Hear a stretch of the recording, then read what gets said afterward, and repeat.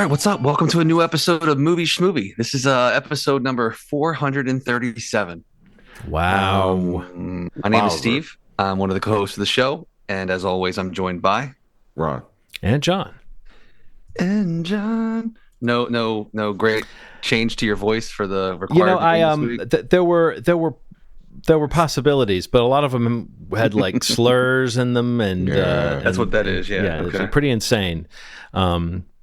I wanted to go back and find one of Sean Penn's lines when he's like swapping the Chinese food back and forth. Yeah, and he says something like, "I'll take a little kick over a noodle that's got water on it," but I didn't find the exact wording. But that was where I was. I was somewhere in that area when I was thinking about it. But yes, it's just me, John. No quote this week, and no background. No background, no quote. We're going low tech. We're going basics. Strip it all away. Yeah, this is me. This is the least pretentious this show has ever been. Yeah. It's funny you say that, but I have a collared shirt on. I almost never have a. You look very. Yeah, I thought about that. Very I had a work meeting, man. And I figured that was it. I found out today that I was a senior technician. Oh, congrats, man. Yeah, I mean, the pay isn't different, but I could definitely.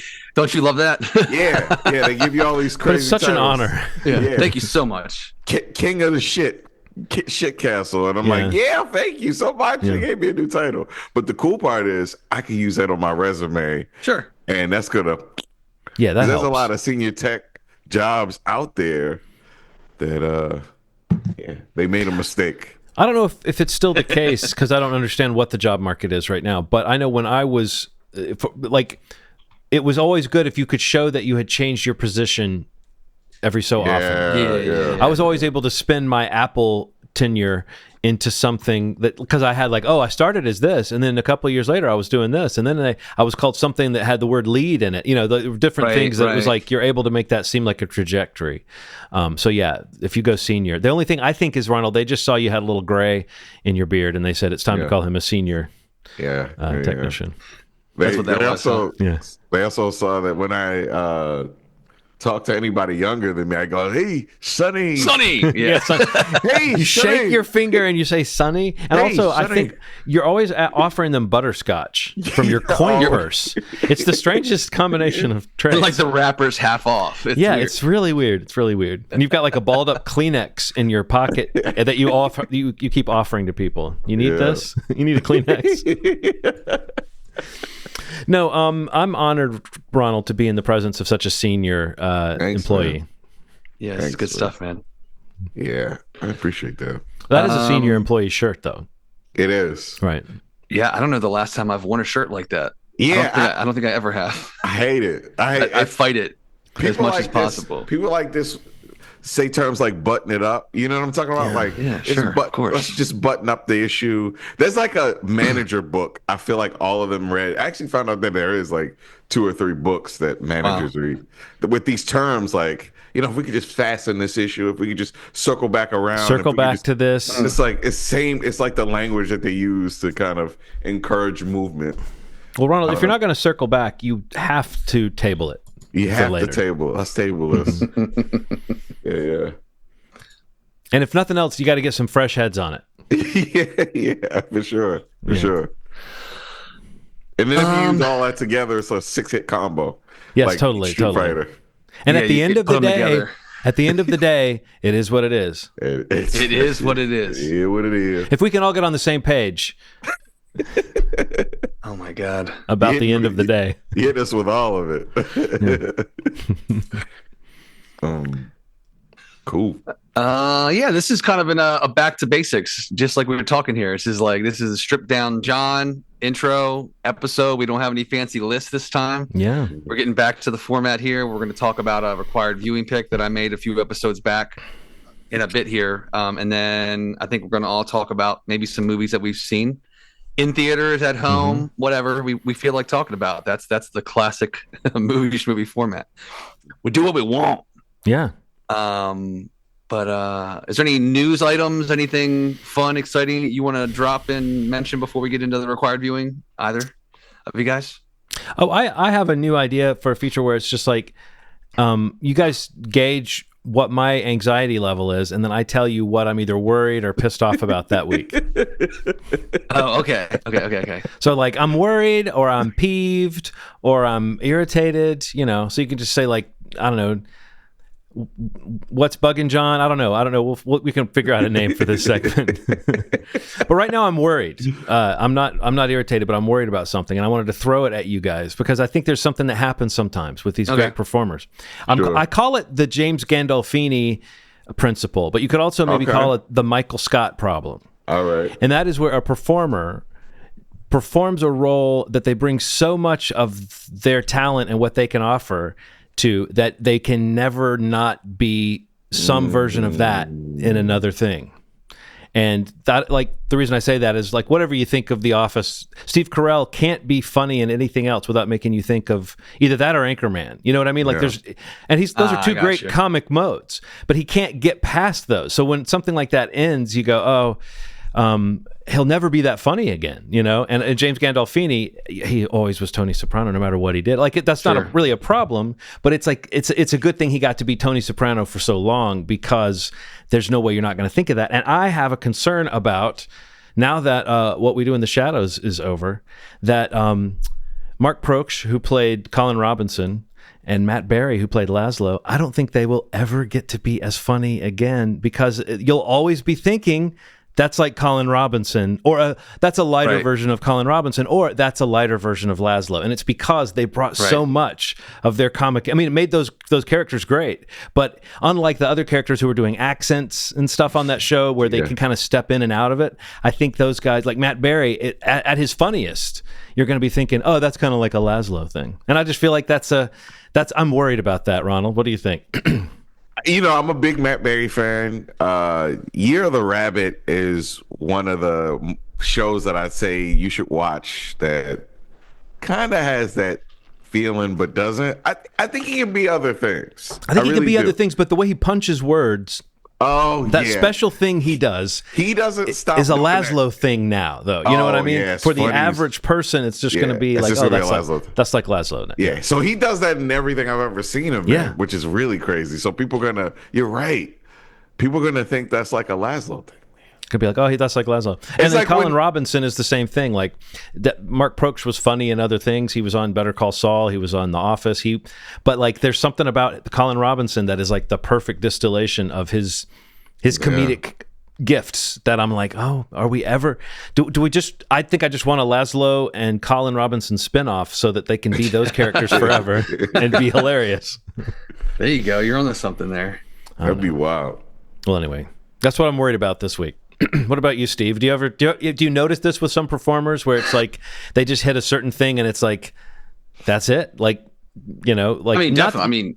I feel like it just trying to think of another example. Like you mentioned Steve Carell, but like they have that one role that they are. Well, who is? I feel like I just had this conversation with someone about an actor who is basically the same character, which is themselves in everything they're in, and it wasn't The Rock, and The Rock was in a conversation like that at one point, but I can't think of one though.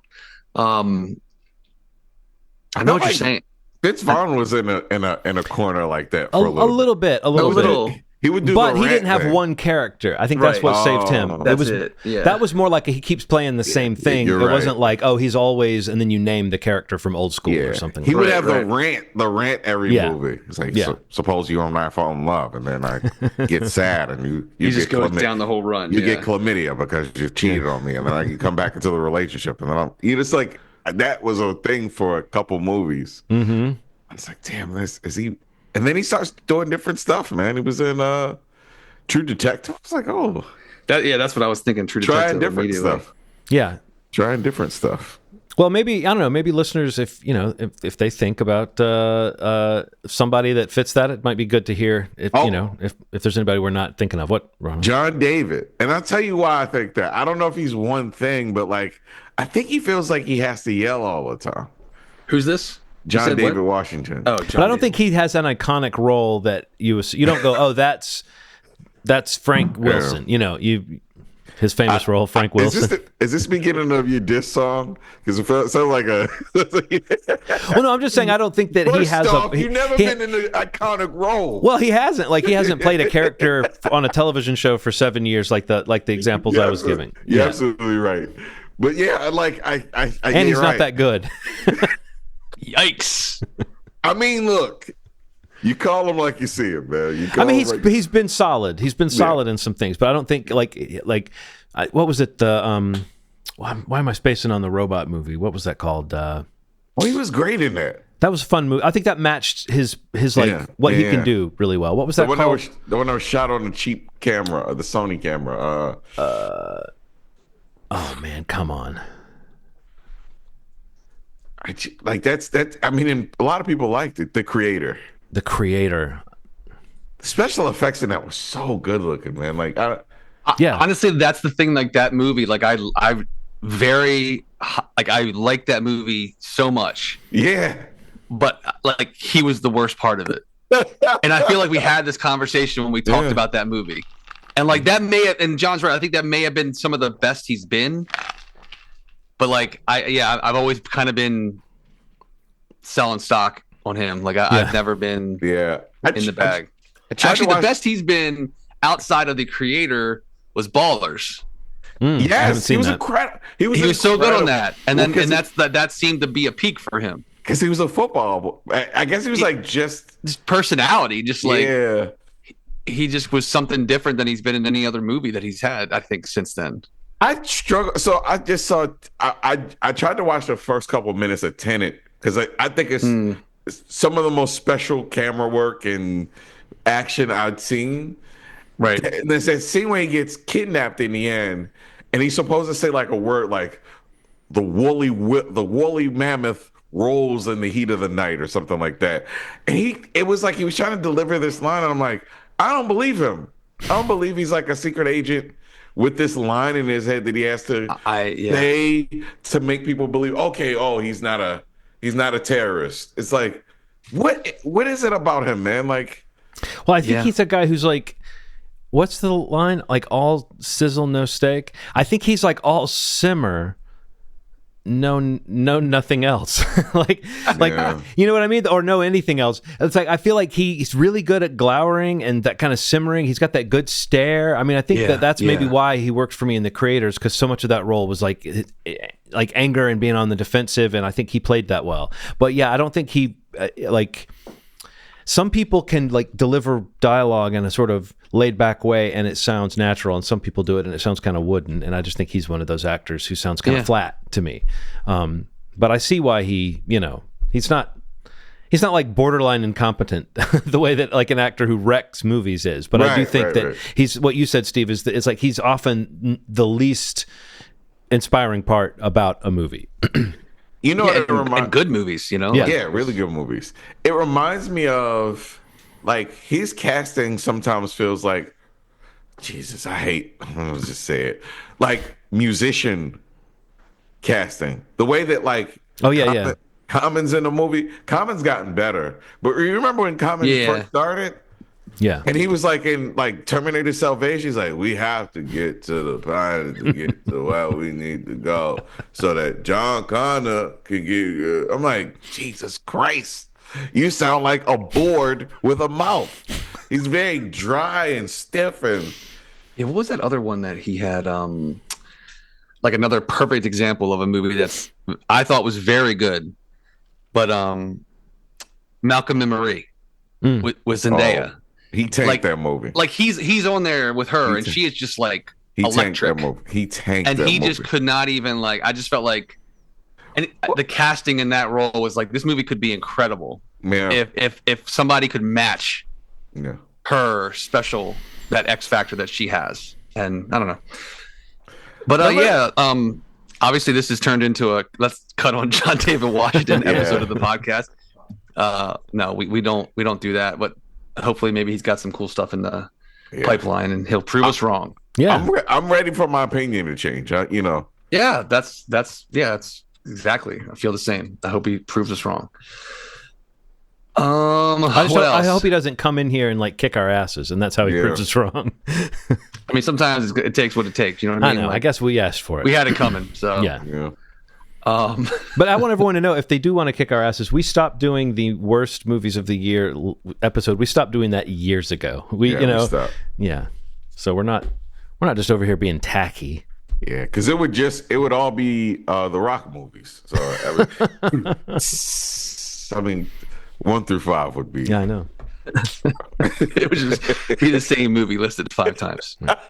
He's had 1 movie this year, but it'll be every slot on the list. Every slot. All right, let's jump into the required viewing and talk about this for a little bit, because I'm very excited to hear about a movie that you guys saw, or maybe I don't know who ended up going, but some of you may have seen this week. But first, again, my required viewing from a few weeks ago was a movie that came out officially in 2023, but it got a digital release this year finally, called Asphalt City. I was reminded of this movie when I went and saw The Order. Ty Sheridan is in both films, and one of the production companies that put, one of the a production company is one of the many that put out both of these movies. But it just kind of popped back up on my list, so I picked it towards the end of the year. Stars Ty Sheridan, like I said, Sean Penn, Michael Pitt. Most people, I don't know, Mike Tyson's also in it, but the actor-wise, you probably recognize one of those names maybe. And this is a movie that just takes place in New York City. It's, paramedic shift workers who are taking calls, 911 calls, emergency calls, and just kind of how their lives intersect, how they kind of have confront conflict on the job and their personal lives, and a lot of moral conversations taking place in this movie. But had either of you heard of this? Again, remind me before I picked it, or was this a new kind of thing on your radar? I've never heard of it. I had heard of it and had seen the poster. That was it. Okay, gotcha. And I knew about it from when it was going to be a Mel Gibson movie. Oh, really? Yeah, before Sean Penn was. I think it was always Ty Sheridan. I didn't know that. But it was going to be Mel Gibson, and then Ty Sheridan stuck around, and they brought in Sean Penn. But I don't know if the director changed in there somewhere too. Right. I think at one point Darren Aronofsky was connected to it. Anyway, oh my God. The movie floated around for a little while. Oh yeah, you're right. I see that right here. But I mean, I don't remember if those two things were concurrent. I just remember when this movie came out, and I confused it with is it Dragged Across Asphalt? Isn't that a Mel Gibson movie? Yeah. So I thought, I Dragged Across with Concrete. Dragged Across Concrete. But for some reason, that and Asphalt City, somehow I had remembered that Mel Gibson was going to be in this or was announced, and those two movies kind of merged in my head. Okay. So I thought this was more of a crime story and less of just a relentless, bleak series of vignettes about how terrible being a paramedic is. People can be. Yeah. I didn't know that this had like a different name. My Black Plex Flies. didn't find it. Yeah. And then eventually it was like, oh, you mean Asphalt City, Black Flies, or interesting. Yeah, some of the festival coverage that was reviewed that I think I may have read some of. I think like David Ehrlich posted a review, and someone else did when it was called Black Flies, and that's another thing I should have said. Like I remember that from when the movie was like being talked about, that they reviewed its festival run, and all that those people said was that it was supremely unpleasurable, depressing material, very bleak. Yeah, very bleak. But I would say there was a kind of. Beyond that, there were times where I was just like, this is suffering porn, like this is just going into a new scene. Like Nikki was watching it with me and she said, this movie makes me hate everybody. And I was just like, she didn't say it like it was fun, and I think there is something like very, it was very draining. But I do think, and also I think there's a narrative aspect that kicks in a little over halfway in that really feels like it's the thrust. There's like a moral dilemma that the movie gets into that's really, it's not a moral dilemma, but it's a moral question of what one of the paramedics does that we don't know the full ramifications of. And I almost feel like maybe a more conventional movie or a more structured movie would have played with that element of what Sean Penn's character does late in the film, and like why he made that choice and if he made that choice. Do you know what I mean, Ronald? That like that feels like a hook, whereas up to that point it was like, oh, here's a scene that either goes kind of okay but not really, or completely horribly, you know. And it just I thought we were going to watch just, it was almost like a Taxi Driver type thing. I kept thinking, oh, is this guy going to snap and start doing crazy shit? And he kind of does, but that's not really what the movie's about necessarily, is like this crescendo of him doing anything. So yeah, Ronald, how did you feel about the mood and the tone? And do you think it's really this bleak to be a paramedic? Yeah, I think it is. I think it probably is too. Yeah. I have a friend that does forensics, and just half of that stuff is just a reactionary thing to a paramedic call. You know what I mean? It's like that stuff is so fucking bleak. And you know what's crazy? I didn't think this was as bleak as everybody said it was. Like I thought it was bleak, and I thought that it moved at this like clip that was really kind of felt like a dream. Like it was like next vignette after next vignette. But I think that's how it feels. I think they're trying to. I think what people don't like is the accuracy of it. I think people like to live in a world where there's this like sunny way that people are dealing with it. But when you talk to people who are firefighters and paramedics, this is typically what they deal with. And I think that people don't like it because it's like a mirror to the realities of that stuff.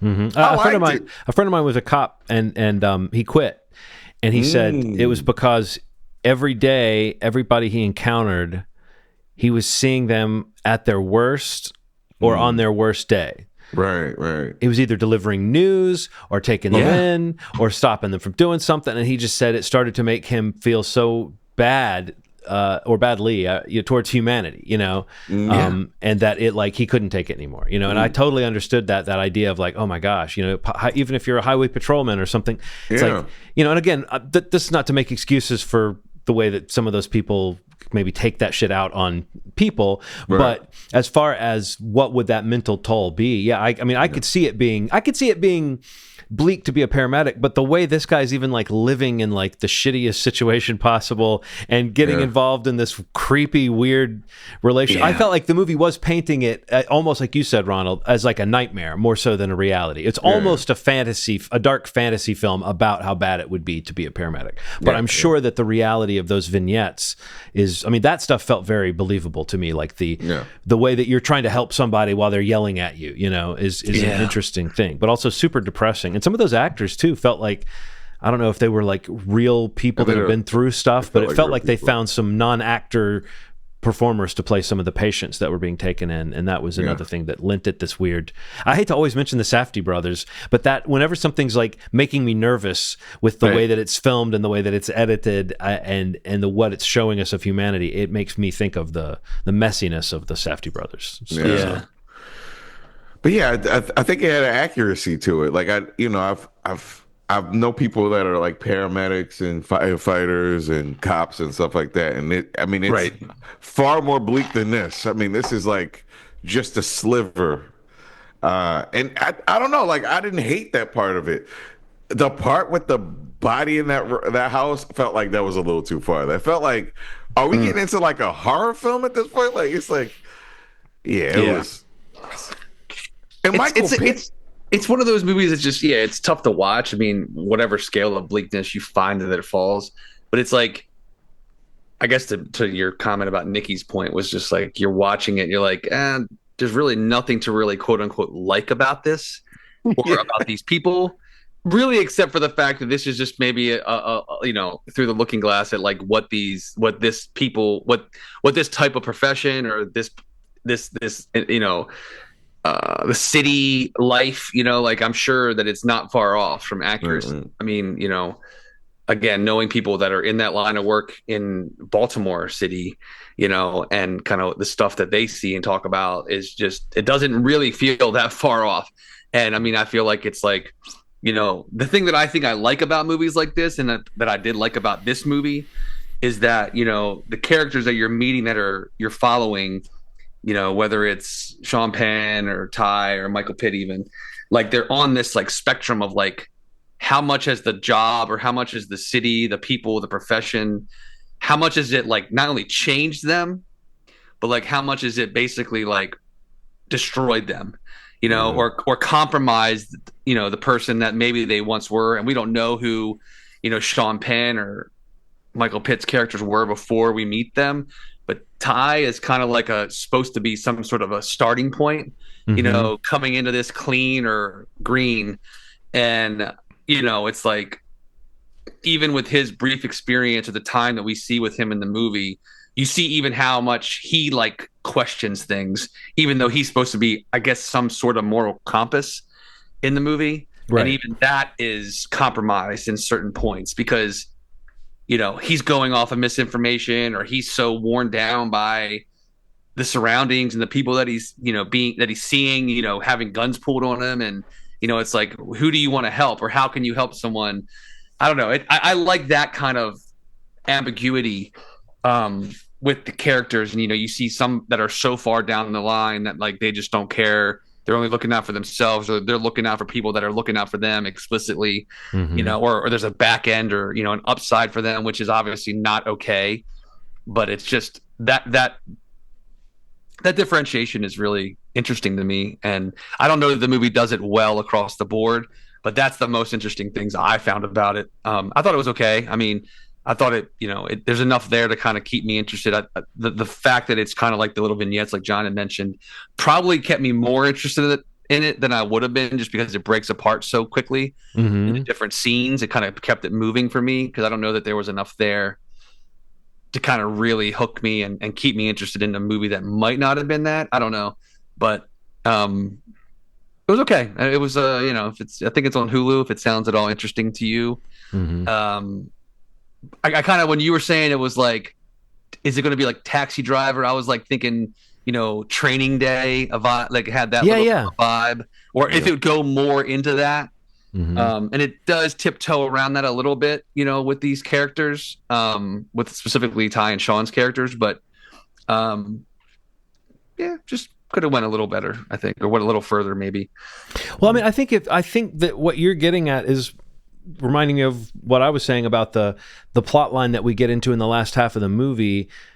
I think that has an arc to it and a result and a consequence to it that does feel like it throws some of these other things into like sharper focus in a way, some of these questions about what they're doing. But I think there is also something about, like, maybe you would have done well to have like a half hour or 20 minutes of like, here's what it's like with these vignettes, and then you get to this choice. But I think there is something about knowing what they've been through before we see the choice that Sean Penn makes. I don't know. I do think there's something about the bludgeoning nature of this movie that makes it effective. But I also think it lends to the feeling that there's not what you're kind of saying, Steve, about there's just not a huge story or a big there to pin all this stuff on. Right. But I did take a break in the middle of watching it just because some stuff happened that I had to take care of. And I think it helped me. It's like, oh, okay, I can come back and do another hour of that. An hour in, I was feeling like, man, this is just relentless in a way that was, again, not unpleasant from a cinematic standpoint. It's well acted. Sean Penn's really good. The scene I mentioned with them eating noodles in the car, I found that scene funny and infuriating in this way that just really got to me. I know. The way the guy like goes back and forth, because he just really wants the one that tastes the best to him, and he wants to make it sound like the other guy made a choice, but it's also like he's hazing the kid. And it's just kind of, and then later he says, I didn't even like Chinese food. I don't know. That stuff was good. I think Sean Penn is, he's good. Did you know? It's a really, I mean, it's like you don't forget it, but it's like he's kind of, he's kind of here and there, and I don't know, he hasn't really done much mainstream stuff recently, right? So it's not that you forget it, but the recency bias is not being renewed for Sean Penn, at least of recent years for me. He did have that have the movie last year with that I did like with Dakota Johnson, where like he's like an Uber driver in it. Did you see that one? Yeah, I remember to see that. Is that her dad? Is it supposed to be her dad? That's her. I don't think. No. No, he wasn't her dad. I don't think so. Wait, am I remembering the right movie? No, he's not her dad in that movie. Oh, okay. For some reason, I thought the Uber driver was also her dad. That was Maybe I thought the trailer said Sean Penn is Uber Dad. I think the movie's called Daddy-O. Is that what you're thinking? I thought that in the trailer she's like, "Hey, Dad, you taking me to?" Maybe she might have been sarcastic. Now that I'm thinking about it. Yeah. That Dakota Johnson snarkiness. Yeah, there you go. But yeah, he was really good in that too, though. But I mean, yeah, But you're right. To your point, John. Yes, like it's like, wow, yeah. Don't forget, Sean Penn is an amazing actor. Like, who knew? Yeah. He's like so intense, and he's got that like fire, Well, there's a scene late in the film where he's laying it all out and really kind of he disgusts you with what he admits, but then he also like goes for the handshake. Yeah, I don't know. That scene kind of it was.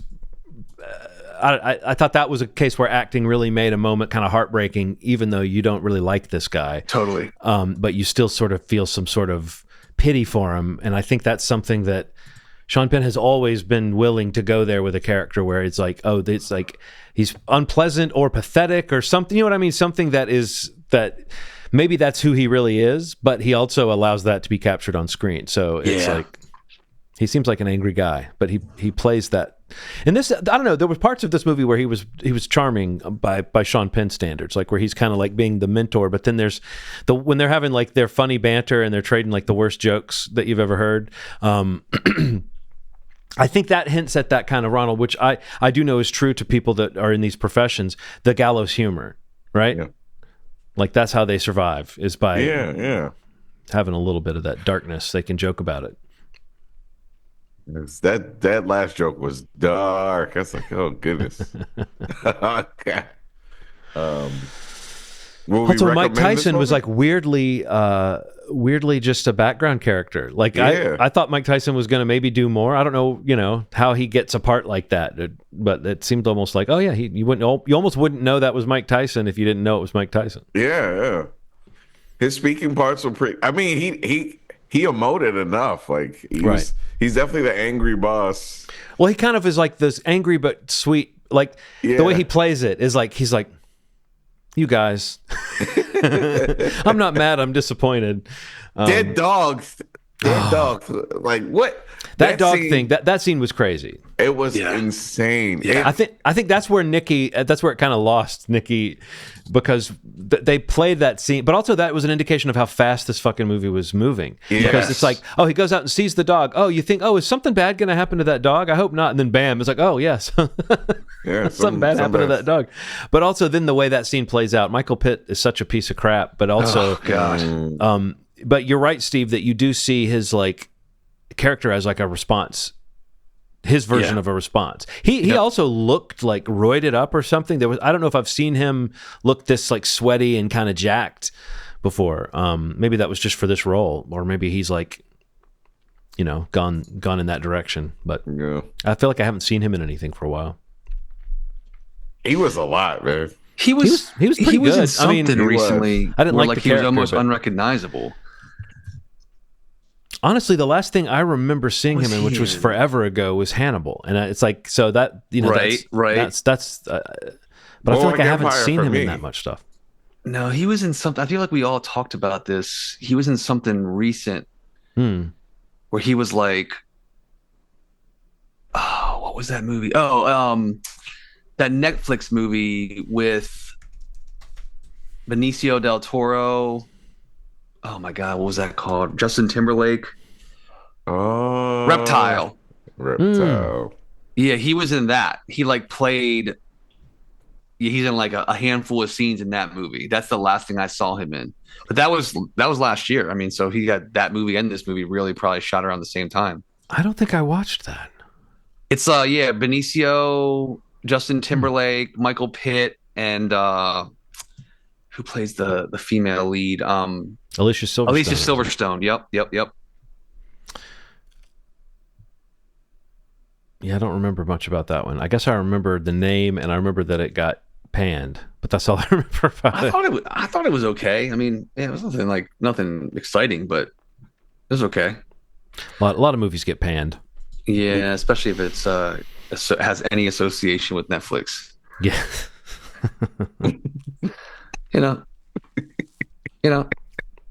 Whatever. Yeah, I pan every movie from Netflix. even if I don't see it. You used to be a Netflix panner. I think you've become a little bit of a softie. Sovereign. I feel like they've been putting better movies on there too, man. I feel like there was just like this period where they were just Dunkaroo and shit in that fucking website. Dunkaroo and shit. Oh my god. This instead of it was just cookies and that little dip was shit, and they just take movies, put it right on the service. I liked the Dunkaroo that had it was like you basically could make yourself one of those like vanilla cream sandwich cookies. Oh, but it had like it was like the cookie version of the cheese. Remember the crackers that had the cheese that you could spread with the little red thing? It was the cookie version of that, where you had the white cream in the end, and then you had the little vanilla cookies, and you could make yourself a sandwich cookie with that. And it's like it was one of those weird, those weird junk food products that only existed for a little while, and you're like, man, they should have kept that. That was one that I feel like Lunchables was that for a lot of people too. They used to just give us like what really amounted to maybe two small cracker sandwiches. Yeah. Not even the best crackers or the best meat or anything. Everything was kind of mediocre. I think that people love a kit. People love a kit, man. Take my cheese, oh my god. If my daughter saw Lunchables, the delicate assemblage. Her fucking brain, she loves talking about things in parts. My shoes, in my short, in my hat, I'm like, yeah, her mind would explode. If I showed her one right now, if I'm like, this is a Lunchable, she's like, hold on, there's crackers and cheese and nah, this has everything. Order me this, player. They did it. They did it. They did finally. So yeah, for the next required viewing, it is my pick. And I looked back in our history. There was something I wanted to do again, because if you remember, it was actually a little over a year ago. In late 2023, we watched Dead of Night, which was a British horror anthology movie from 1945. And I was like, I want to do another British horror anthology because there are quite a few. And I found one that looked promising. Called Dr. Terror's House of Horrors from 1965. However, a little bit of research led me to believe there might be a racist voodoo segment, and I decided I'm not that interested in watching. I'm not that interested in recommending people watch that and sight unseen and then talking about it on the show. I might watch that film and talk about it later. But so then I scanned ahead and I realized the same director of that, Dr. Terror's House of Horrors, was directed by a guy named Freddie Francis, who actually kind of made a name for himself directing British horror anthologies. And in 1972, he directed a film called Tales from the Crypt, in which the esteemed Ralph Richardson, the British actor, plays the Crypt Keeper, a totally different version of the Crypt Keeper than you're used to, but the similar idea in that these are based on the old EC comics that were the basis of the. I don't even know if these might be based on actual horror short stories, but the tone of the film was borrowed from the comic Tales from the Crypt, which was an old school comic, which then got readapted by the HBO series later. So this is an anthology movie from 1972, starring a lot of great British actors, people like Peter Cushing and Ralph Richardson, and then also someone you might recognize like Joan Collins. But it's a pretty well-regarded movie, brisk 92 minutes. I think it's a little campy and a little fun and a little creepy, and I do remember a couple of the segments. I saw this a long time ago, and I remember a couple of the segments go kind of hard. At least that's my memory from my young mind of watching this movie, is a couple of the segments go. It might be a little campy the way it's executed, but I do think a couple of the fates that the characters suffer is appropriately nasty. So Tales from the Crypt from 1972, directed by Freddie Francis. Do we know availability here so we can yes, it appears to be one of those that it's on Philo, it's on Tubi, it's on Fubo, Plex, Crackle, Roku, and Zumo. So all the big names. After a while, it just sounds like we're making up these. You're just making up. Yeah, it does sound like that, honestly. Yes. For a second there, when you started naming them, I personally thought you might have been making stuff up. Well, I mean, you could be like, John, is it on Kuko? And I'll be like, no, but it's on Jam Jam. You know, like we could just go. I'd buy it. Yeah, I believe you. So, folks, it is not on Kuko, but it is on Jam Jam. Wow. Holy shit! It is kind of cool that it's one of those. It's one of those titles that exist on a lot of the fast providers. Yeah. You know, that's like really cool. Like Roku Channel, it's on there. You know, like this is obviously a licensing thing where like they want people to be able to watch it. Unfortunately, in some of those scenarios, like with ads inside of it. Oh. But you know, I think Fubo is probably the one that it's probably not going to have ads. I don't think Plex would probably have ads either. But yeah, cool. Seems like it's pretty available. Fubo. There's so many. It's so many. I know, man. To I know. Fubo. I mean, it's one of those things where we're just, I mean, I'm actually a little older than you guys, but still we're in that age group where these things are just gettable to us. Yeah. To someone who's like 60 or above, that shit sounds like just insanity. Oh, it really does like sound like. You're speaking in tongues. Right. It's like you've stopped speaking English and, you know, like they don't, like, what are you referring to? Are these your friends' names? What are you saying? Yes. This is the gang down at the pizzeria. Chim Chim and Blibbo and and Lamina and you know, just whatever sounds. Whatever sounds you can make, there's a service for it. Yeah, just find it there. Find Tales from the Crypt from 1972. Just like wake up tomorrow and say, "Oh, Jeep Jorb," and then look for it. Spot it on Jeep Jorb. All right, cool. That's our next pick. Teased it a little earlier, but guys, you got to tell me about the Wolfman. You know, technically, Steve, it's just called Wolfman. Wolfman. Apologies. There's no the. The film, Wolfman. I don't know. This was an interesting one. We had a really fun conversation coming out of the screening last night with a couple of people that were sitting next to us the whole movie. Did you know them?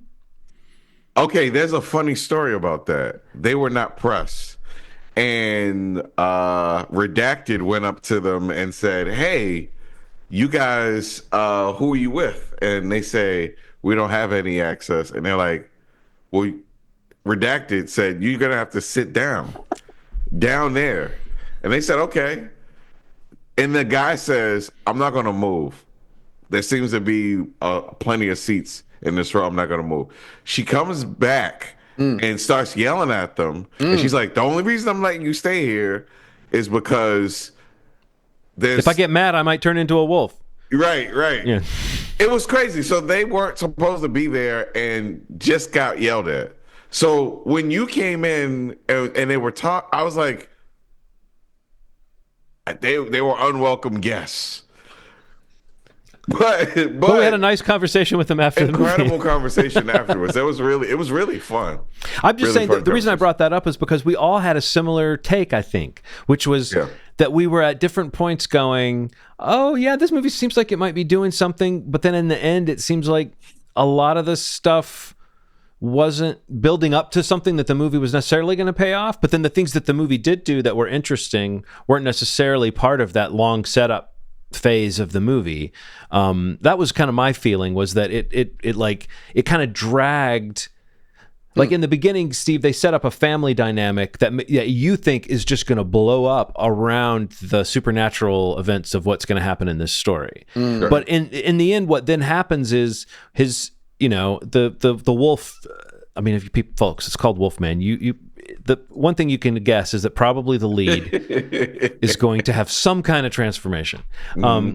But the idea that when the transformation happens, he's kind of cut off from his family in this weird way, that meant that you didn't get to see the payoff of like his anger issues with his daughter, or the fact that he and his wife are saying they were unhappy.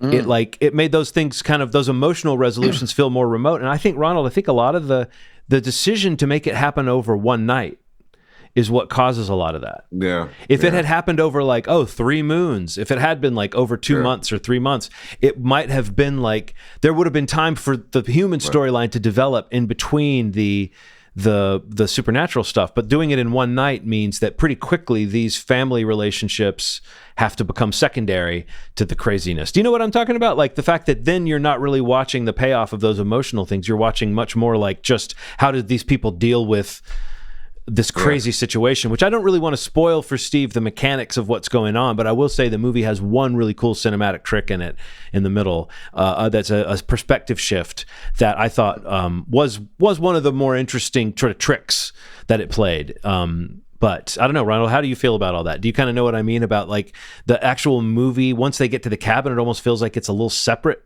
from the setup that we got. Yeah, there's like a time economy that this thing just completely abuses. It's like let's jam in as much as we can. It moves so fast. You know, the one night thing, you're right. I think they did handicap the emotional stakes. Like there was like a point where like, I mean, sure, like I have a kid. We have kids, so like you're gonna be able to align with some of this stuff. Oh, you can relate, yeah, off the bat, right? But there, you know what though? I think one part hit me hard that didn't hit you hard at all, and that was like there's this like family dynamic that they talk about in the middle of the movie that really doesn't. They really don't talk about. There's not enough story development. I'm starting to realize as I'm like talking to you about this, Steve. But there's a family dynamic that kind of hit me a little hard because of what it represented in the end of the movie, dealing with his conflict. Christopher Abbott, I don't know if he has the chops for this movie. Okay, you know who was originally going to play this role? It was Ryan Gosling. Yeah. Oh my God. Oh my God. Oh my Gosling. Oh my. Oh my fucking Gosling. My sweet, sweet little Gosling. Here's the problem. He would have. You know what he would have killed in? What's that other movie where they're like eating people's flesh with Timothy Chalamet? Oh, Flesh and Bone, or something in Bone. Yeah. There's like an indie thing that he pulls off. The like sad eyes. Mm-hmm. He's so sad during the movie that there's no shift to me. Right. You're talking about Christopher Abbot. Christopher Abbott. No, I think you're right. Sad. I like Christopher Abbott, but he was droopy in this. Yeah, he's so sad the whole movie that when the stakes change, you can't tell when he's like, I'm like, oh, okay, the shoe's gonna drop, but he's gonna be scared, right? And the only reason I know he's scared, you know why? The only reason why I know he's scared, right? The sound. The sound is the only reason. The sound design was great. It was fucking incredible. So like you have two things. So like this movie that isn't necessarily paced the best, and some of the best sound design I've ever heard, like Invisible Man level. You remember how that sounded, where it just was like, I don't know what I saw that in at home, and it felt like it was moving all around the house. Like I literally thought people were upstairs. It was so well designed. And this felt the same way. There's just a lot of like, what? How the hell am I hearing something below me? You know, like it sounds like it's in a basement, and then something above you, and then something. That was around. almost Sam Raimi-esque or like Evil Dead-esque. The way the audio design got. So there's a middle part of the movie where he's dealing with like the weirdness of his predicament, and it did make me think this is like a more grim version of like Bruce Campbell in an Evil Dead movie, because he got to like he kind of gets fucked up, you know. He gets physically fucked up in the movie. It's a body horror situation. It really does. And he but the heightened senses and stuff like that. I thought that was the sensory stuff, the perspective stuff that they do is cool, and I liked that element enough to think that maybe. Like there's one of those twists that I thought, oh, I would like to watch this movie one more time now that I know one particular section, what they were doing, because I would like to watch, because Julia Garner, I will say this, Steve, one of the things is like, you might expect there to be more, you might think this is going to be a balls out performance for her. And she does carry a stretch of the movie, but it's almost weird that she's in this movie. Like, really? It almost would have made more sense if it was her and Ryan Gosling, because then you can see why she would be, I'll just be the wife character. But she's not just that. I'm not saying she doesn't have, she actually is the one who kind of, like in the last act, she's the only person who really can kind of be heroic, because it's a very limited character set. But there is this thing where it's like, I feel like I kept waiting for a big scene that just didn't quite happen. I don't know. Maybe I was, a little bit at a remove from the movie, but I did feel like this movie was like solid, but it never quite like took off, in that way that, for instance, The Invisible Man totally merged the domestic violence storyline with the paranormal or whatever you want to call that, even though that was like a technology version of paranormal stuff. But it was like the idea that those two things, the madness of this character was developing hand in hand with his ability to be invisible, was an interesting thing. And I think in this movie, again, it's just, I don't know that it quite had the, I don't know that anything quite got its hooks in me like that, but you can feel this movie trying to spin that kind of like the role of the father or the parent, maybe, and the anger and the wanting to keep his family together. I don't know. I just felt like it was almost there. And I don't want to blame Christopher Abbott because I like him and I think he's a good actor, but I do think you might be right, Ronald, that there's something about that character that feels kind of wishy-washy, and it might be because of the performance. Like there's one scene where he is waiting outside of her. He's waiting outside for Julia Garner, and it's just the way he's sitting on the steps waiting for her. He's like hunched over and he looks so sad. And Ronald and I both thought it was kind of funny. And I don't know if we could really explain why we both kind of chuckled, but it was just like, it was so much. It was just like, can we get across that this character's kind of sad? And there he is kind of sitting there on the steps, hunched over, looking really sad. I don't know. It just felt like, there were parts like a Girls episode. Felt like an episode of Girls with a werewolf in the middle of it. That sounds kind of good though. Yeah, it does. Like, but here's the thing, Steve. Like, it wasn't an awful movie. No, it's not at all. Like, it's got some great atmospheric scenes, and there's some creepy moments that are really cool. But here's you guys watch way more horror than me, and I pretty much figured out the whole entire movie within the first 10 minutes. And I normally am surprised. Like I get a surprise. There were zero surprises in this movie. When I say like no surprises, I've never felt like I got this movie. Like, well, I kept thinking there was more of a story we were gonna get. Steve, there's a flashback that then says 30 years later up on the screen at the beginning of the movie. And so you see him as a kid and then you see later. And I kept waiting to find out like what happened after the moment when it cut away from the flashback. And it's still at the end of the movie. I wasn't really clear on whether what that was. On whether that was the end of that moment or if there was stuff that happened off screen that was implied that I wasn't quite getting. I will say this though, in the department of cute father daughter whatever stuff, you have I Love You 3000 from Endgame. This, or was that Endgame or Infinity War that had I Love You 3000 in it? I guess that was Endgame because the first one, right? the daughter wasn't around before the blip. I don't think. Is that right? We're not going to try to piece out the MCU timeline on a tangent. Yeah, no, it's. I think you're right. Hold on, no. Second one. Second one, because that's when they go to convince him to get back into the game is right after he's already come back from losing, and he has to. He's like, I don't know if I want to do this. Glad we figured that out. Well, this movie has a cute father-daughter thing that gets repeated a couple times that I thought was sweet. It reminded me of the kind of thing you do with your kid, the mind reading thing. That was good. I mean, Lee Wanell is the guy who wrote and directed this, and I do think you see that. His knack for whatever it is that we like about his stuff is like it's present in this. This just was not as tightly constructed of a movie.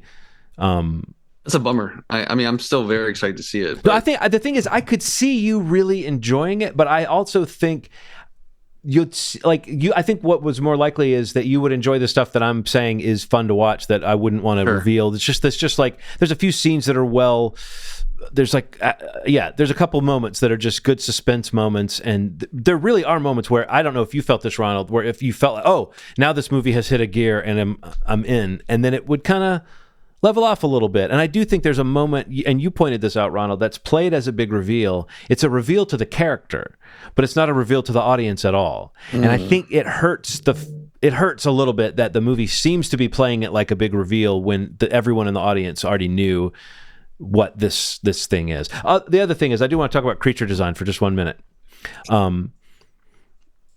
I like the creature design. There's a minimalism to the creature design in this that's kind of cool and creepy, similar to the way that Nosferatu is not some crazy creature. But I think it's really funny now that we have a world where we know that half of the people that saw Nosferatu are like, where was the creature? Why wouldn't you get it? Like, if those people then come see this movie expecting like a full wolf transformation, and you do have, it's more of they really put the man in Wolfman in this movie, and I think that's a cool thing. But I do think it's interesting that we're in the age of the minimal monster design. Yeah.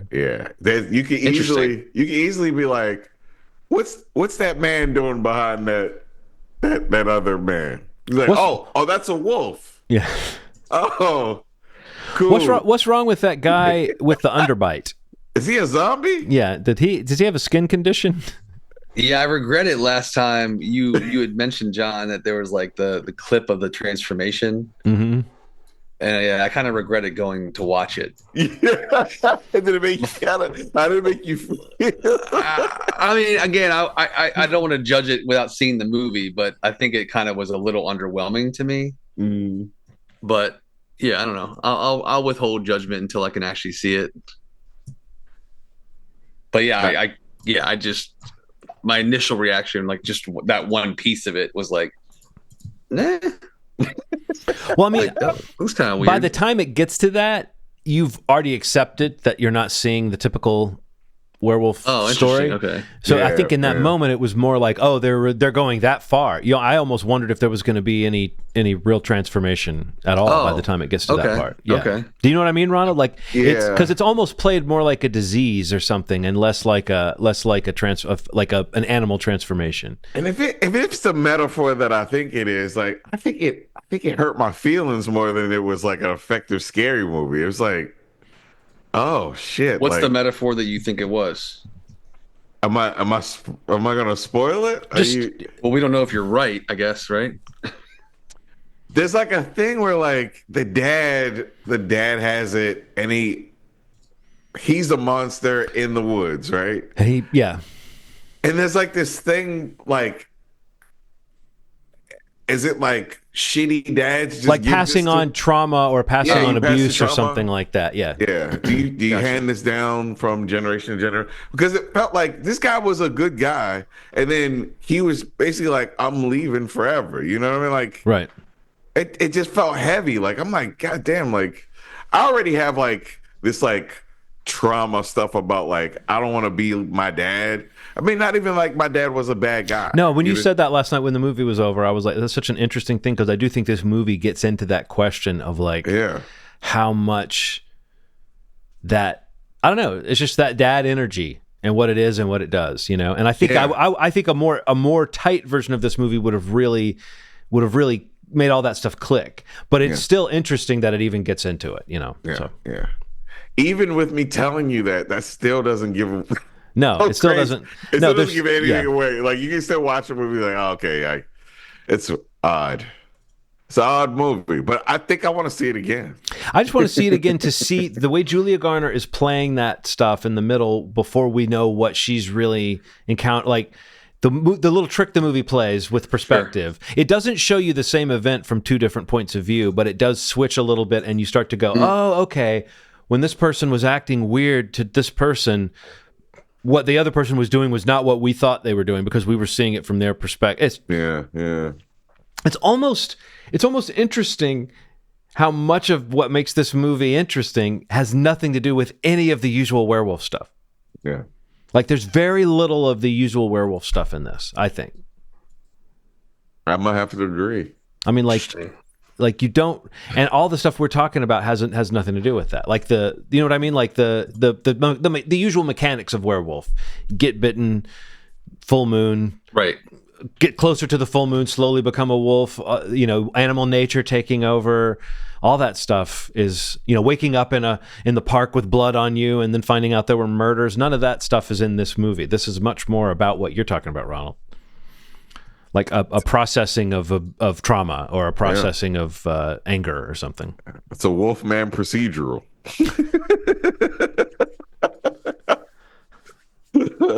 I will say he does have some good moments with the physical, like the body horror stuff. Oh yeah, his physical performance. I think once he becomes a more grotesque figure, I think he does, like, his performance clicks a little bit more. That little sad boy face peeking through that latex has this kind of an effect on me that it didn't when it's just sad boy. Yeah. Interesting. So what else did people see? Skeleton Crew. Did you finish it? My voice got really. I turned it. Did I you finish it? I loved it. I was like, yeah. I love this is a very important coming of age moment for Ronald. Ronald just about Skeleton Crew. It finally happened for you, Ronald. Skeleton Crew is one of my favorite shows. I just feel like by the time Skeleton Crew got to the end, I had such a sense that they knew what they were doing, and they had a story, and it felt like a story. Like, unlike these other Star Wars shows where they don't know they're getting a second season and they plan a multi-season arc or something, this felt like a story. At the end of this story, you get conclusion to what the story was that we were seeing. I'd be happy to see any of these characters pop up again, but if I never see them again, they got a story, and it's complete. I thought that was really kind of impressive. In the words of the man from the opera singer from Mr. Deeds, genius, genius. I thought it was so good. I thought that the tone of it was so fun. I love the man, that's such an interesting time because you could save someone's life at 7 years old or 8 years old or even 10 years. You know what I mean? But you still not have any idea of how to talk to a girl. If it's like that stuff is really how it feels. It's just like I have the ability to process this stuff. I don't really know what all of it means all the way. I don't, I know that I like these things. I know that I feel like I can be an adult. I know it feels like I can pick this thing up, or if an adult yells at me, I can defend myself. But they never stop being kids. Yeah. There's like this dynamic that keeps playing, this ebb and flow of them kind of feeling like adults, and then an adult being like, "You are fucking kids." Right. It keeps happening, man. Through different, the bad side and the good side, and that's the frustration of being a kid, kind of like you have all these objections to things that are dumb, but you can't prove it. Because you're a kid. This is a dumb thing. That your mom getting you to wear this thing is dumb, and that these kids are going to make fun of you when you get to school. You know it. You see it a mile away. Your parents can't see it. And then when you get there, like, oh, I had to punch a kid because he called me a piece of shit because I look like with my pink sweater that you gave me, this pink and brown. Why did you let me, that stuff. And it plays that stuff out so well, and even gives the parents, but especially the dad. He had a great moment. That moment where he says to his son, "Son, you're talking to a level 7 analyst or whatever." Yes. That is a great moment, and that's in Star Wars, and that's not a moment that you get in Star Wars. There were so many things in this show that felt like that. The image of spaceships coming in at nighttime and raiding, and it's like suburbia, but it's Star Wars. That was just cool looking. It was well achieved from an effects standpoint, and I was just like, this is. And also, I love that in the end they come down to a kids on bikes mission. We got to get across town on our bikes. I know that's on the nose for what they were trying to do, but I think that is in the spirit of what you're talking about. They kept it on kids scale, but the fact that the kids had seen what they'd seen, partially because people don't worry so much about what they do in front of kids. Right. They feel like they can control them. They had knowledge from all these little sectors they'd been in, and I thought it was really cool seeing that group of kids kind of become a team in the last few episodes. And when you talk about saving a life, Ronald, I'm assuming you must be referring to the moment with Wim and KB.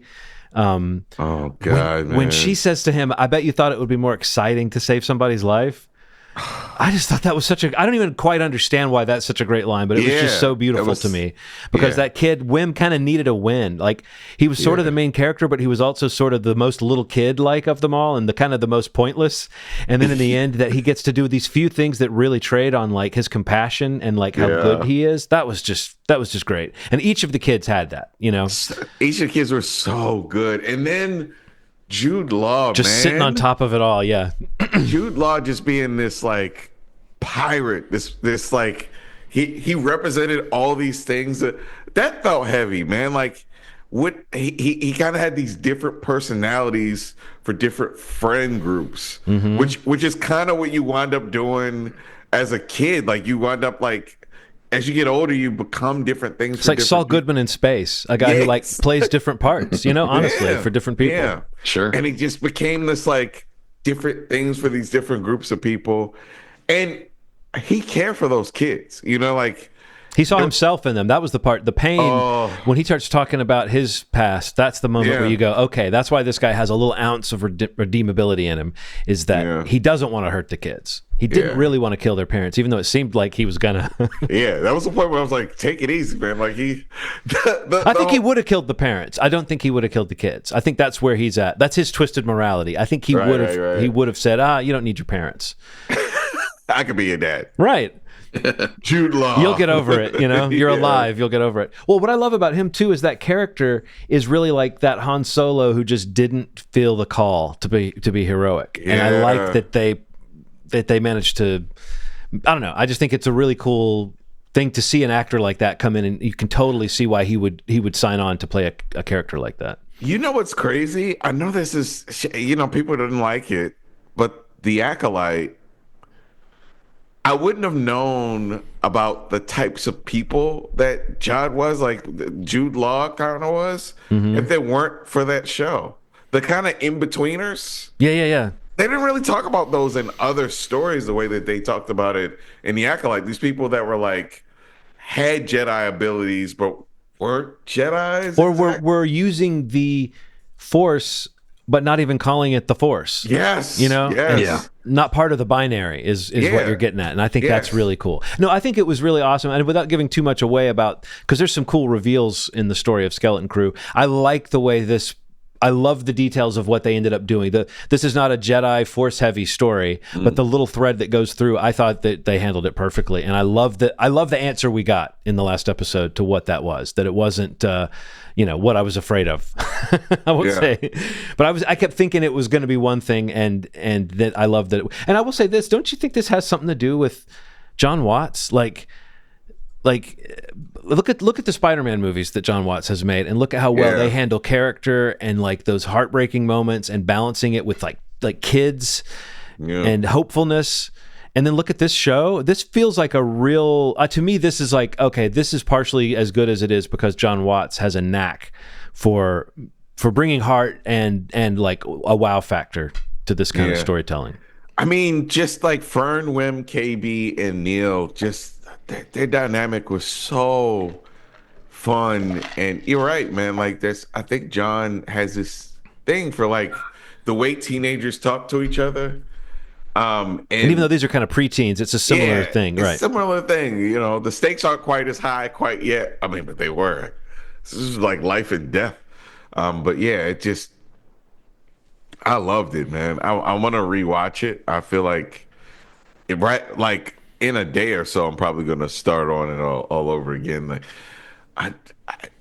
it looked gorgeous. Yeah. It looked gorgeous, and I couldn't get over how gorgeous it looked. And sound design was really cool. The whole like, I don't want to give anything. Well, a cool thing. I was just one of the things Star Wars does, and it's almost funny because they can do this whenever they need to. They can take as much time with whatever they want to, but if they need to show like 70 characters jump into 15 ships and take off, they can do that in one shot that's like 3 seconds long. Yeah. They can have we're getting out of here. I'm like, how the hell did all these people get out of here? Well, I like that there's plausible deniability. Even the gross pirates in this who are coming through and like just shooting up suburbia, obviously trying to kill people. But even them, like you sense that if they survived and popped up in another thing, you don't begrudge any of, you know what I mean? They didn't seem like this wasn't the Empire. This was a different kind of villain. But yeah, I kept saying Urkel doesn't like that or whatever his character would pop up in this story. And Nikki finally was like, is that really him? And it was like, what did you think I was saying? Like in every episode that this show came up, commenting on Urkel. But he got to do more than I expected. I thought it was going to be a little token part where he got to be like, one of those guest shots someone does on Star Wars. But he was in pretty much every episode going, come on, yeah. God, yes. He was really enjoyable. I really enjoyed everybody. Kelly MacDonald Like, was great too. yeah. Who was Small the wolf guy? I don't know who played that guy's voice, but I love that guy. I loved that guy. I love because there's a Wolfman in the cantina in the first Star Wars movie, and he looks almost just like that. I love that they kept that design, but made it a little more mobile, but still kept it. There was a lot of practical stuff in this show that was good like that. Yeah, if we get to this planet and that's not what it is, he threatened him so many times, and it was cool. So the show had a lot of great lines because the kid dialogue was great. But one of my favorites, probably my favorite, was Wim when they were trapped by the kind of garbage thing that was pulling their ship down, and he was shooting it with the gun, and he was blasting it, and it wouldn't let go. He said, "It's too invincible." I can't. It's not working. It's too invincible. That's just such a great little kid thing to say. Yeah, it was solid, man. How far along have you gotten in it, Steve? I'm only like halfway through it. Okay, cool. Well, you got some fun yet to see. Yeah, I'm excited to finish it. I might try to finish it with Erin. She was interested, so cool. Take advantage of that. I wanted to mention one movie that I saw while I was in Chicago this weekend, briefly. It kind of like was one of those things where I was like, oh yeah, there is a sequel to that movie coming out this week. And it was Den of Thieves 2, Pantera. How was it? Or Den of Thieves, Pantera. Some places shows it with the two, some don't. I'm going to say Den of Thieves, Pantera. It was just okay, honestly. Like, I feel like Den of Thieves has like a little spot in my heart, like of a movie that I liked more than I thought I would. Just felt like, this just, I don't even know, like the machismo action thriller, like too much energy, maybe for its own good. But I came on the other side of Den of Thieves liking, the actors, most of the performances as kind of like I don't know, like a lightweight Heat knockoff, or trying to be something like Heat, with some really cool action sequences in it. And I'll say that Pantera has like a really amazing car chase sequence in it, which is probably the one bright spot in the movie.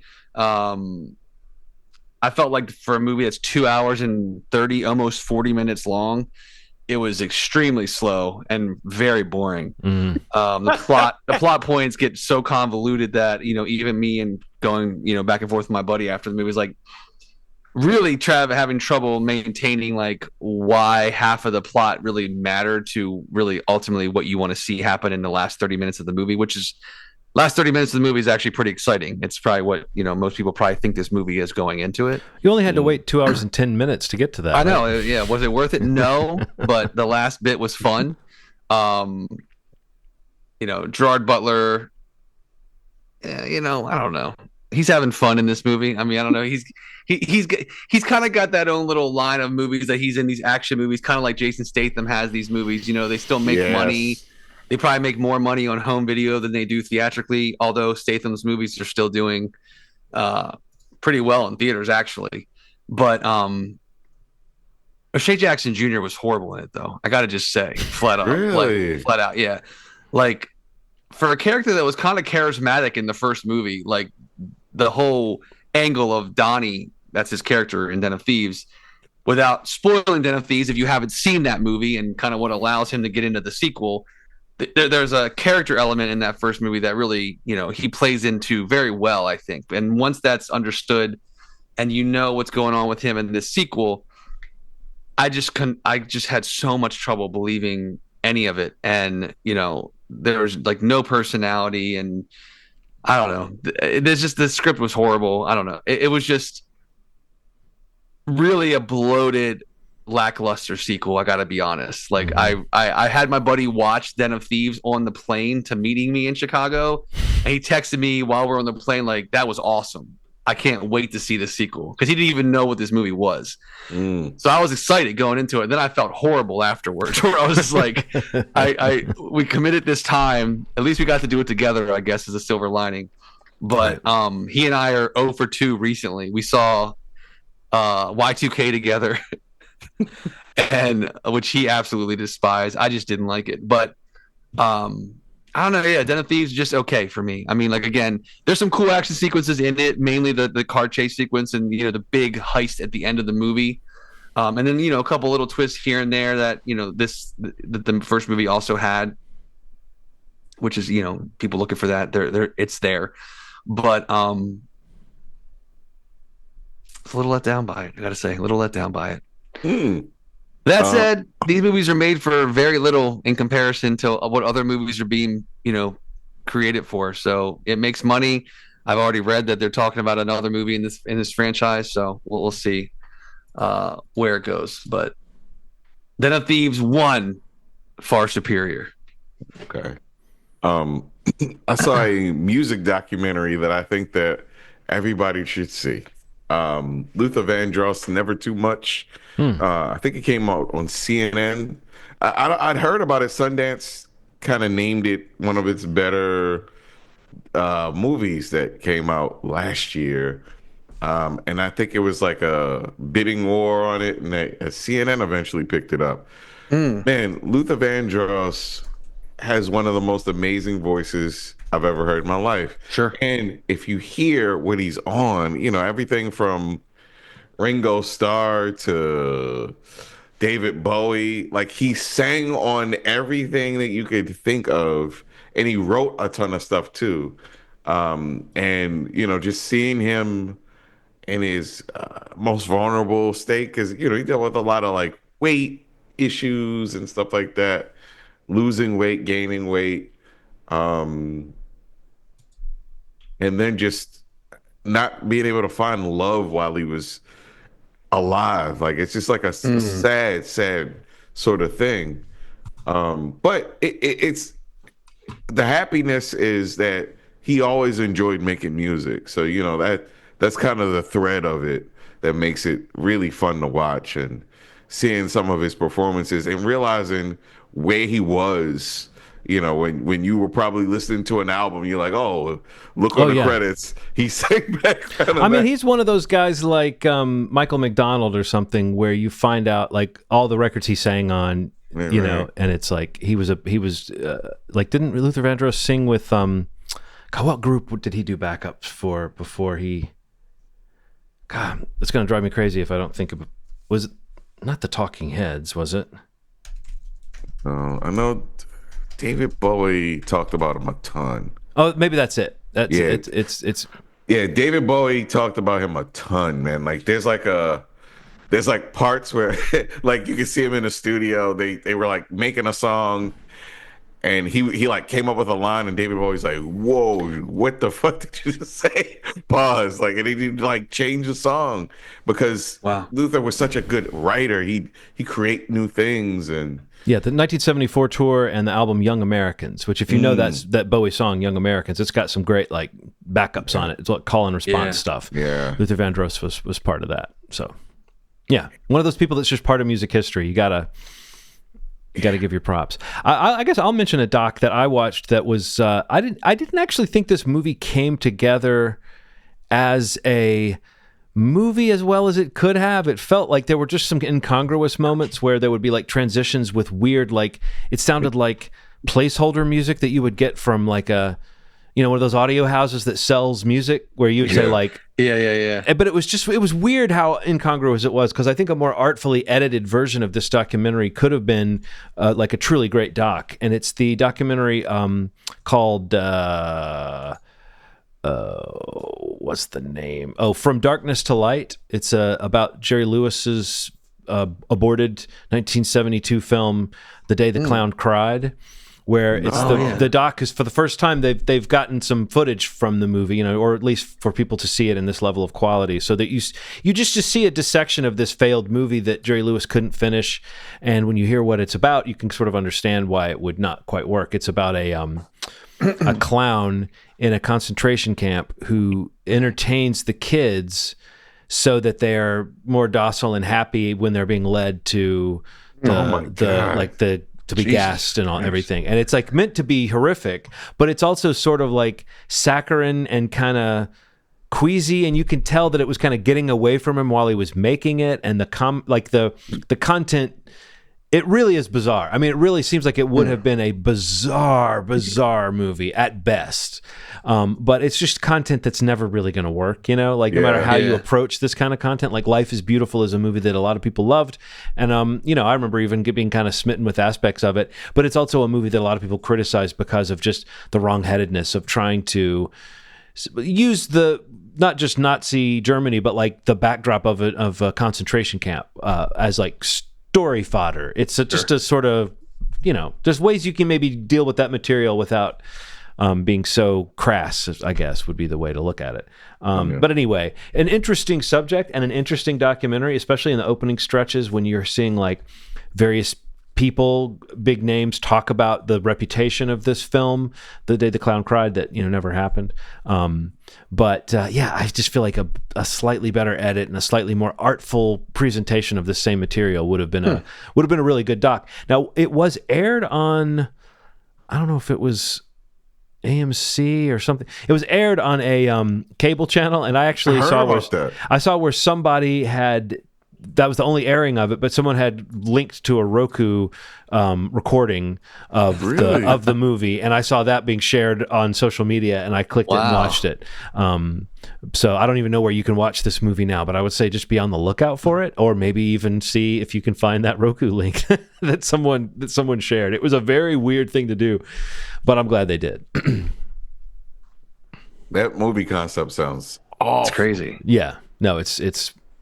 And the footage, you can see it's just not working. And it's also like Jerry Lewis, whether you think he's funny or not, it's not a context in which his shtick works. And so it really feels like it can't have felt like it was working on the day when you're in like a muddy concentration camp set and you're like doing like goofy slapstick. It's supposed to be weird and off-putting, but it's not supposed to be like, oh my God, why are we doing this? You know what I mean? Yeah. But I think that's the way that it felt to make this movie.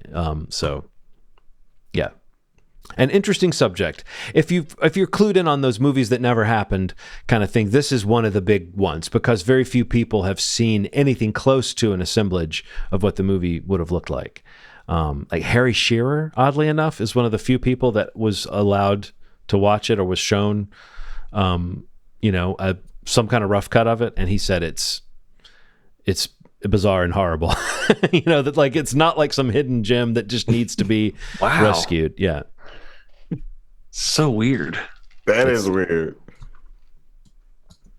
Now I got to see the doc. What's really interesting is Jerry Lewis talking about it because you can tell he's very embarrassed and ashamed, but also some part of him still feels like he wishes he could kind of get the creative energy back that he thought he was doing something, like, I don't know. Yeah. It's an interesting thing. He's a problematic guy in interviews and was known for saying some pretty lousy stuff, but he's pretty candid in this thing. And it's an unusually candid, honestly, clip of him. He's even kind of doing that thing people do sometimes in documentaries where he's like, why are you asking me this? Like, why are we talking about this goddamn thing? But then he so clearly wants to kind of get it off his chest a little bit. I don't know. Yeah. I got to check that out. You'll be able to find it, Ronald. I have a feeling. Oh, yeah. Yeah. Everybody in Springfield's SOBs. I don't know, for some reason it reminded me of that episode. Gabbo.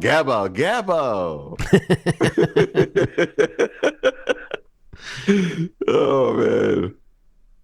Everybody in Springfield's SOBs. All right, is that all we got right now? I think that's an epi. That wraps it up. So John's pick for next week's required viewing is Tales from the Crypt, the 70s. What is it? 72.